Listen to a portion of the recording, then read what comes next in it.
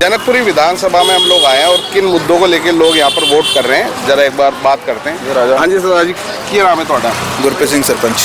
किन मुद्दों को लेकर आज जनकपुरी की जनता वोट? आज जनकपुरी की जनता गंदे पानी को लेकर, गंदे सीवर को लेकर, टूटी सड़कों को लेकर, जो इन्हें स्कूल बनाने का दावा करता है, स्कूल जिसने बनाए नहीं, हॉस्पिटल बनाए नहीं। हॉस्पिटल चले जाओ, वहाँ पे जूनियर्स होते हैं, सीनियर्स होते नहीं। स्कूल चले जाओ, प्रिंसिपल होते नहीं, टीचर होते नहीं। आज बहुत बड़ी समस्या है दिल्ली की। आज दिल्ली में जगह जगह पे जाम, बहुत सारे ऐसे मुद्दे हैं जो दिल्ली पे आज जो लोकल पब्लिक परेशान होकर आज भाजपा को पूरा समर्थन दे रही है और भाजपा को वोट डाल रही है। तो कहीं ना कहीं लग रहा है कि इस बार दिल्ली में भाजपा सरकार आएगी। इस बार पूरी दिल्ली में पूरी बहुमत से आएगी सरकार भाजपा, क्योंकि भाजपा का मतलब है मोदी की गारंटी। भाजपा का मतलब है कि अपना काम कार्य करना। भाजपा का मतलब है कि अपने जो लोकल पब्लिक जो ट्रांसपोर्ट से लेकर अपना मेडिकल लाइन तक लेकर कोई भी काम होते हैं, जो जीएसटी लेके आई दिल्ली के अंदर, पूरे इंडिया के अंदर, भारत के अंदर जीएसटी लेके आई, धारा 370 हटाई। दिल्ली के अंदर आपका नेशनल हाईवे बने जो पानीपत से कनेक्ट हुआ। दिल्ली के अंदर मतलब कहीं ना कहीं लग रहा है कि भाई दिल्ली में जो पिछले 10-12 साल में नहीं हुआ वो अब हो जाएगा। हाँ जी, अब होगा, क्योंकि भाजपा ही एक ऐसी सरकार है जो अपना कार्य कर रही है। क्योंकि आम आदमी 11 साल से रेगुलर रही है। 11 साल के अंदर आम आदमी ने कोई काम नहीं करा। और एमसीडी के अंदर अब आई है जब से, कूड़े का जगह जगह पे ढेर, नालियाँ भरी हुई हैं। आप कहीं पे भी जाएं, मेरे साथ चलें, आप पीछे भी देख सकते हैं कि क्या है, पट्टियों का हाल है, सड़कों का हाल है। ये आप खुद देख सकते हैं सारा माहौल कि क्या हाल कर रखा है आम आदमी सरकार ने। हाँ जी भाई साहब, क्या नमस्कार जी, क्या इन चीज़ों को लेके आज वोट करने जा रहे हैं? वोट दे दिया आपने? वोट डाल दिया बिल्कुल। किन मुद्दों को लेके वोट? मुद्दे भाई साहब, दिल्ली के अंदर एक तो साफ़ सफाई नंबर 1। दिल्ली देश की राजधानी है, ना कि किसी कॉलोनी की या कोई स्टेट की राजधानी है। देश की राजधानी है, जैसी राजधानी होनी चाहिए वैसी बिल्कुल भी नहीं है। दिल्ली के बिल्कुल साथ में गुड़गांव लगता है, जहाँ ज़्यादातर दिल्ली के लोग जॉब करने आते हैं, वहाँ के लोग दिल्ली आते हैं। दिल्ली के साथ बिल्कुल नोएडा लगता है। गुड़गांव और नोएडा दोनों अलग अलग है, दोनों बीजेपी शासित देश हैं। दोनों तरफ बीजेपी की सरकार है।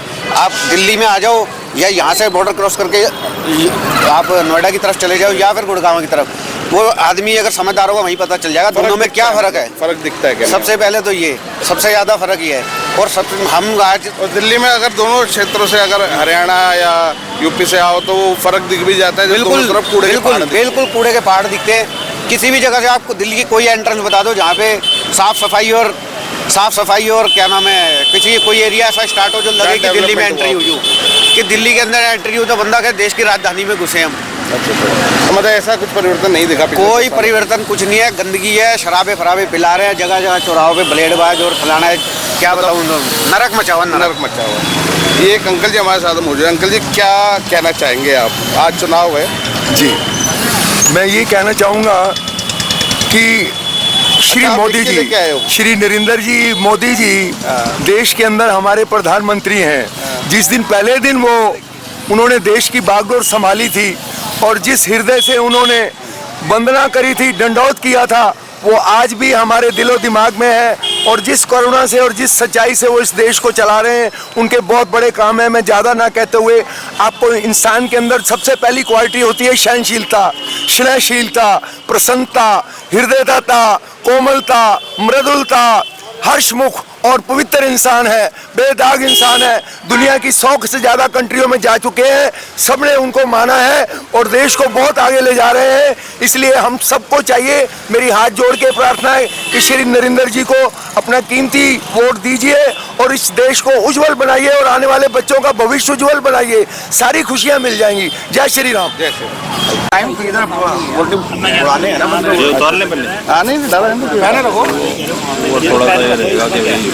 दोस्तों, दिल्ली के अंदर आज चुनाव है और दिल्ली के तमाम नागरिकों से ये जानने की कोशिश कर रहे हैं कि आज किन मुद्दों को लेकर दिल्ली के लोग वोट कर रहे हैं। सर, आपका शुभ नाम? सोनू आहूजा साहब, आज किन मुद्दों को लेकर जनकपुरी ब्लॉक जनकपुरी, तो आज जनकपुरी के लोग किन मुद्दों को लेकर वोट कर रहे हैं? जनकपुरी के लोग सीवर, पानी, सड़क और जितनी भी कूड़े के ढेर, इन चीज़ों को लेके ही वोटिंग जनकपुरी के लोग दे रहे हैं। क्योंकि आहूजा साहब, एक बात कहना चाहूँगा कि जनकपुरी एक पोश एरिया में आता है, अच्छी एरिया। अब क्या इस एरिया के अंदर भी कूड़ा, पोश एरिया को आम आदमी पार्टी की सरकार ने स्लम बना दिया।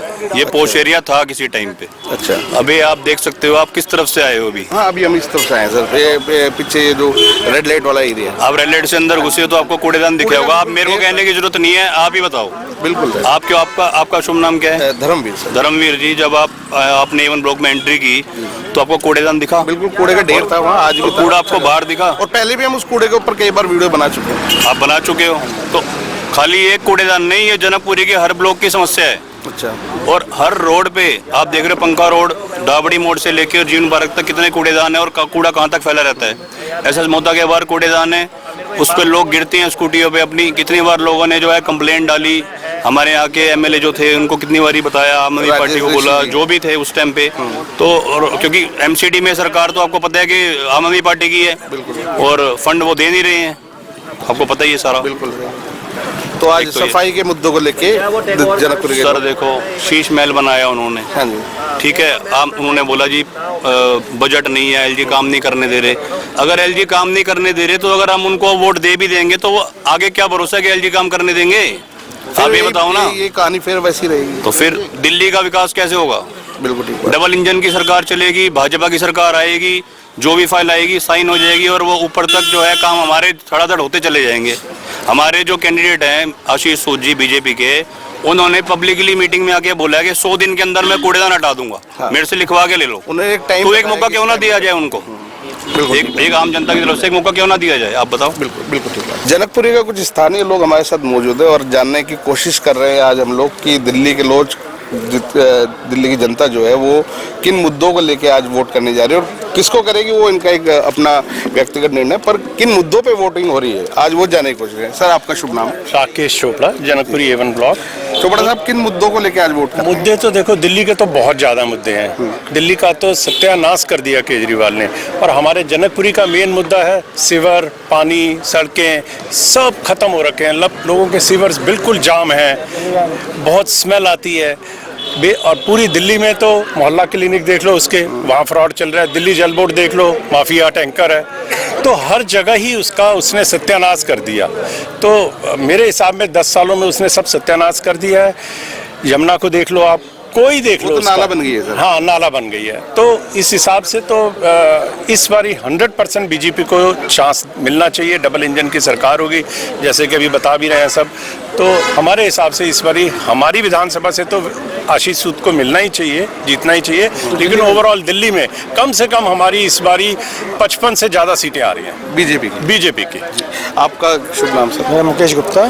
तो आपको क्या लगता है किन मुद्दों पे आज वोट करने जा रहे हैं आप? भाई हमारा एक तो मेन मुद्दा सीवर का, वाटर का, पानी का है, और कूड़ेदान का मेन है। अच्छा सर, एक बात मैं जानना चाहूँगा, जनकपुरी जो है वो एक अच्छे पोश एरिया के अंदर आती है और अच्छे पढ़े लिखे लोग, और मैं तो ये कहूँगा कि अच्छे रईस लोग जनकपुरी में रहते हैं।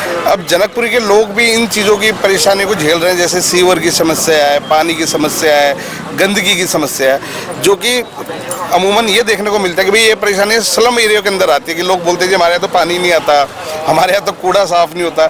अब अगर जनकपुरी जैसे पोश एरिया के अंदर भी ऐसी समस्या आ रही है तो क्या ये मुद्दे हैं इस बार लोगों के यहाँ की?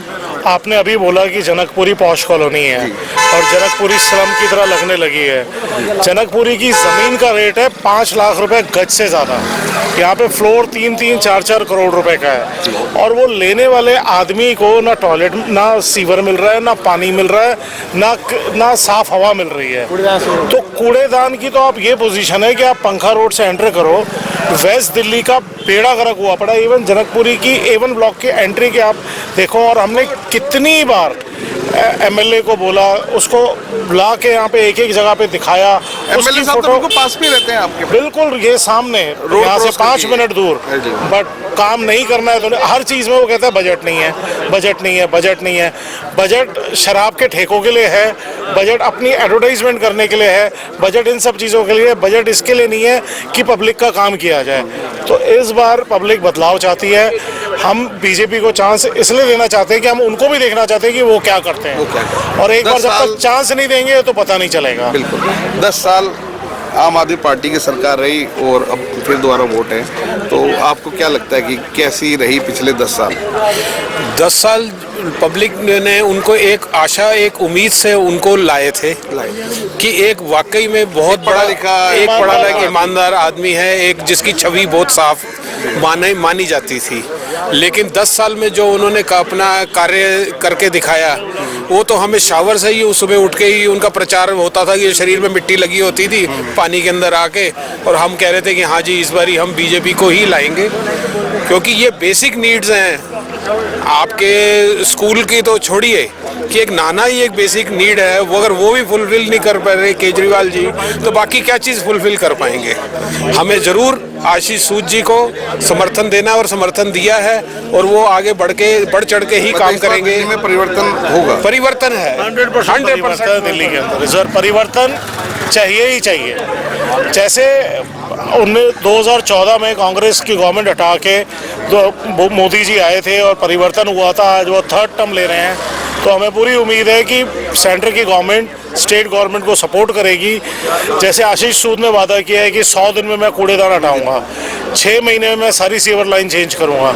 हमें और क्या चाहिए? उन्होंने टाइम फ्रेम दिया, हमें हर एक चीज़ का टाइम फ्रेम दिया है, हर एक चीज़ का बोला है कि मैं सेंटर से बजट लाऊंगा, मैं स्टेट गवर्नमेंट से लाऊंगा, मैं कहीं से भी लाऊंगा, लेकिन मैं पब्लिक का काम करूंगा। तो हमें तो ऐसा ही नेता चाहिए ना, जो 10 साल से कह रहा है मेरे पास बजट नहीं है, बजट नहीं है। आप रोड्स पे चले जाओ, बड़े से बड़ी होर्डिंग, पेड होर्डिंग्स उनकी लगी हुई है, हर चीज़, काम कम होते हैं, दिखावा ज़्यादा होता है। कहना कि ऐसा तो नहीं है ये जो बजट का जो इशू है, ये जो फ्री की रेवड़ियाँ बांटी गई हैं कि भैया बसें फ्री, अब वो कह रहे हैं कि मेट्रो भी फ्री कर देंगे हम लोग, और राशन फ्री है, और ये तमाम जो फ्री की चीज़ें, कहीं ना कहीं ये इन सब चीज़ों का फर्क तो पड़ता ही है। आप एक चीज़ देखिए, राशन देती है सेंट्रल गवर्नमेंट, और कोविड के टाइम से सेंट्रल गवर्नमेंट एटलीस्ट 70 करोड़ लोगों को राशन दे रही है हर महीने, और मेट्रो उनके अंदर आती ही नहीं है। मेट्रो आती है सेंटर के अंदर, LG के अंदर या ऊपर के उसमें, तो वो फ्री होने का कोई चॉइस है ही नहीं। बस फ्री कर दी, आप DTC की हालत देखो, उसमें चढ़ेगा कौन? बसों की इतनी बुरी कंडीशन है कि बसों में जाएगा कौन? जो कि हम तो कभी नहीं, जो भी है गवर्नमेंट की दी हुई है, पे चला वो रहे हैं, वो भी इतना नुकसान में। दिल्ली का सरप्लस बजट था, आज हमारा दिल्ली का बजट भी डेफिसिट में आ गया है, तो आगे क्या होने वाला? 73,000 करोड़ है। कहाँ से आएगा? कहाँ से आएगा? और आपको सड़क में गड्ढा और गड्ढे में सड़क मिल रही है कैपिटल सिटी ऑफ इंडिया में, तो आप क्या उम्मीद करेंगे? सर सबसे पहले तो अपना शुभ नाम बताइए। मेरा नाम है दीपक बाली। बाली साहब, दिल्ली में आज चुनाव है और किन मुद्दों को लेके वोट करने जा रहे हैं? आपने भी वोट डाला होगा, तो क्या सोच के किन मुद्दों पे वोट किया है? दिल्ली में वोट करेंगे जी, एक तो इलेक्ट्रिसिटी के ऊपर, लाइट भी, बिजली भी नहीं आती है। अच्छा। दूसरा सड़कें, सीवर, नाले नालियाँ, सारा इस बार बरसातों में आपने देखा होगा पूरा ओवरफ्लो था। पूरी दिल्ली, हाँ पूरी दिल्ली पानी से जलमग्न थी। हाँ, वो केजरीवाल साहब ने कहा था कि मैं पूरी दिल्ली को झीलों का शहर बनाऊंगा। झीलों का शहर बनाएंगे, उन्होंने झीलों का शहर बना दिया इसको, इसलिए हम इन सबको देखते हुए नहीं, इसी बातों पर वोट करेंगे हम दिल्ली में जी। तो मतलब इस बार कहीं ना कहीं परिवर्तन होगा? बिल्कुल परिवर्तन होगा। दिल्ली सारी चारों तरफ कूड़े का ढेर बन चुकी है, जहाँ देखो वहाँ गड्ढे हैं और गड्ढों में सड़कें हैं। दिल्ली में आज चुनाव है, किन मुद्दों को लेके आज वोटिंग हो रही है, और आपने जब वोट करा होगा तो क्या सोच के किन मुद्दों को लेके वोट किया होगा? देखो, दिल्ली का जो चुनाव हो रहा है वो एक तरफ से जो है भाजपा की पूरी कैबिनेट जो है वो लगी हुई है, और बाकी जो चुनाव आयोग जो है वो पूरे तरीके से निष्पक्ष होकर के तो वो काम कर ही नहीं रहा, जैसा केजरीवाल जी कह रहे पिछले 3 दिन से।